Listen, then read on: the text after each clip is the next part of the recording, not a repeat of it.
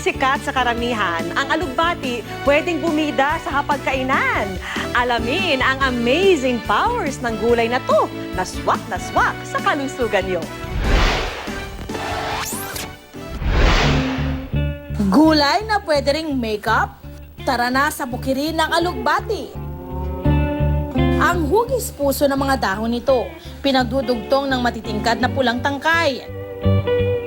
Na pag tumanda na, nagiging hitik sa bungang bilog at berde. Ang mga ito nagiging kulay lila na madalas laruin ng mga bata sa probinsya bilang lipstick. Ito ang Ceylon spinach o mas kilala sa Tagalog na alugbati. Dito sa San Miguel, Bulacan, nakilala namin si Tatay Bong na 12 taon nang ikinabubuhay ang pagtatanim ng alugbati. Dito po sa pagtatanim ng alugbati, marami na po akong napundar. Pagpagawa po kami ng bahay. Bili ko ng hayop na kalabaw sa lupa, investing kami.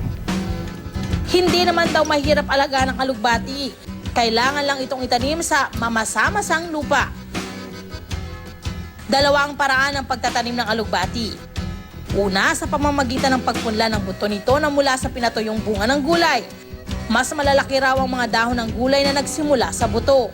40 araw ang itinatagal na proseso bago mag-harvest. Ang pagtatanim po nito, ganito. Iyaan sa lupa. Tutubo na po siya basta binasa ng tubig. Ang isa pang paraan ay ang pagtanim sa lupa ng putol na sanga ng alugbati na sa loob ng 15 araw lang ay pwede nang i-harvest. Tapos na mag-harvest ang masisipag nating magsasaka. Oras na para kumain. Hoy, ito na yung alugbati. Oh. Ito nga po pala yung misis ko na siya ang eksperto sa pagluluto sa alugbati.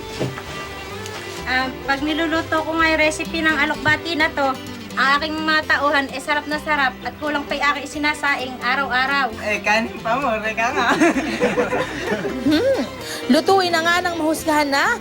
Kailangan lang ng sardinas, bawang, sibuyas, kamatis at syempre ang alugbati.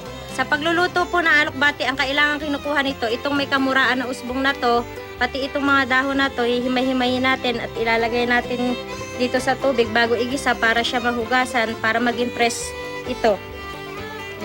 Pagkatapos mahimay ang alugbati, hiwain ng maliliit ang bawang, sibuyas at kamatis, saka igisa sa mainit na mantika.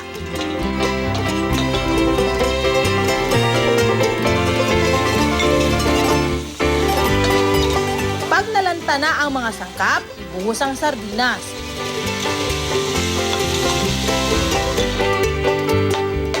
Dagdagan ng kaunting tubig para may sabaw.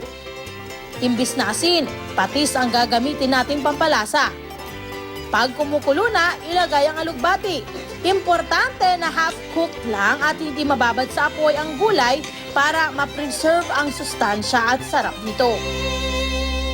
Yung alugbati kasi maganda siya kasi mataas siya sa fiber, mababa yung calories niya, yung calorie level niya, and then yung mababa din yung fats niya.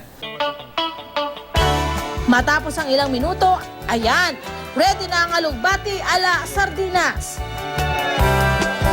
Eto na mga kasama, okay na. Kain na. Kamusta naman kaya ang hatol ng masisipag nating magsasaka? Madam, sarap pa. Kung patok na patok sa bukid ang sarap ng alugbati, aba, dito sa isang sosyal na restaurant sa Makati City, pabato naman nila ang alugbati salad with wasabi vinaigrette at Jose Marichan salad. Personal favorite din daw ni Chef Jessie ang gulay na alugbati. Kaya nang maisipan niyang i-introduce ang pagkain ng raw alugbati, instant hit ang malutong at natural na tamis nito, hindi lang sa mga Pinoy, kundi pati sa mga foreigner na naghahanap ng classic Pinoy food. Ituturo ko sa inyo kung paano namin ginagawa ang alugbati salad sa Chef Jessie. Una, i-arrange ang mga dahon ng alugbati sa plato. Mas maganda kung yung mga bagong usbong ang gagamitin para mas malinamnam ang salad. Pagkatapos ma-arrange ang bed ng dish, timplahan ang ubod ng parmesan cheese na may kasamang thyme. Lagyan ng kaunting salt and pepper. sa kalagyan ng tamarind dressing. Haluin itong mabuti at ilagay sa mold na nakapatong sa mga dahon ng alugbati. Para lalo pang gumanda ang presentation, dinagdagan ni chef ng mga usbong na dahon sa gilid at binudburan ng grilled bell pepper. Nilagyan ulit ng tamarind dressing at for the final touch, binudburan ito ng micro arugula. Eto na ang ating Jo Marie Chan salad. Iba't ibang Pinoy flavors ang hatid nitong dish na ipinangalan sa sikat na singer na si Jose Marichan. Pwede itong pagsaluhan ng hanggang 3 tao sa halagang 350 pesos. This is a very good salad. This is very unique in a way, with the texture, with the balance of taste.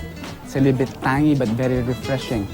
And again, this is another way, very good way of putting a very Pinoy ingredients to that upscale level of dining.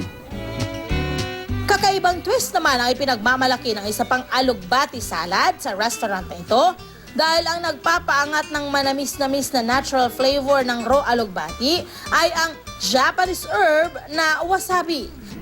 Matitikman ang alugbati with wasabi dressing sa halagang 250 pesos na pwedeng pagsaluhan ng 2 tao. Kung akala nyo na hanggang panlaman tiyan lang ang alugbati, aba nagkakamali kayo. Dahil ang sikreto ng good health ng 59 anyos sa sinanay Liza, walang iba kundi ang alugbati. Yung alokbati na iyon, doon ko pa na sa mga lolo ko, lola ko. Sila yung sabi nila, malaking na itutulong ang alokbati sa katawan. Effective daw gamot ang alugbati. Pag masama raw ang kanyang pakiramdam, nagpapakulo siya ng dahon ng alugbati. Ang katas nito ang kanyang iniinom. Yung pinakuluan na dahon ng alugbati, pwede naman siyang inumin din kasi nga nakakatulong siya sa pagtanggal ng sakit ng pananakit ng ulo. Dahil una-una, yun na nga, meron siya mga antioxidant effects, no? Na pwedeng mag-help na yung mag-boost din yung sa vitamin A niya, pwedeng mag-boost yung immune system nung umiinom. So, aside from that, yung pagkatanggal ng pananakit ng ulo, makaprevent din siya ng ibang sakit like yung mga sipon or ubo.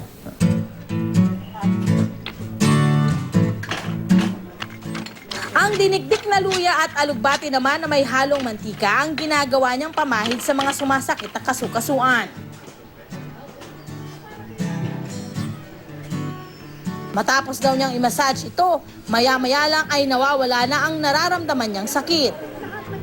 Pati ang mga problema sa sikmura tulad ng ulcer at diarrhea, masusolusyonan din daw sa paglalaga ng mga tangkay ng alugbati. Yung tangkay naman ng alugbati, yun yung pwedeng pakuluan na pwedeng nakakatulong siya dun sa paggamot ng ulcer kasi nga mataas yung fiber content niya, so nare-regularize yung bowel movement nung kumakain nito. Kung solve na kayo sa dami ng benepisyong dulot ng alugbati sa katawan, may pahabol pa itong sorpresa. Pwedeng-pwede kasing beauty secret ang dagta ng gulay na ito. So yung alugbati, yung dagta niya, pwede ilagay doon sa tagyawat kasi since meron nga siyang antioxidant effect doon sa vitamin C, napapabilis niya yung paghilom or yung pag-recover or pagkawala ng tagyawat nung gumagamit nito.